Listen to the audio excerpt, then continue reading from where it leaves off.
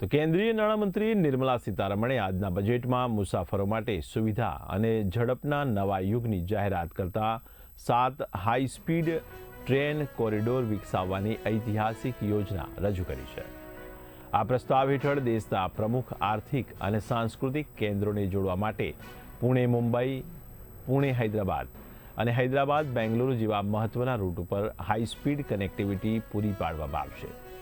આ ઉપરાંત દક્ષિણ ભારતમાં હૈદરાબાદ, ચેન્નાઈ અને ચેન્નાઈ બેંગલુરુની સાથે ઉત્તર અને પૂર્વ ભારતને સાંકળતા દિલ્હી, વારાણસી અને વારાણસી સિલિગુડી કોરિડોરનો પણ આ યાદીમાં સમાવેશ કરવામાં આવ્યો છે. આ હાઈસ્પીડ ટ્રેનો માત્ર મુસાફરીનો સમય જ નહીં ઘટાડે, પરંતુ સંબંધિત રાજ્યોમાં પ્રવાસન અને વ્યાપારિક ગતિવિધિઓને પણ મોટું પ્રોત્સાહન પૂરું પાડશે, જે ભારતને આધુનિક ઇન્ફ્રાસ્ટ્રક્ચર ધરાવતા વિકસિત રાષ્ટ્રોની હરોળમાં લાવી દેશે.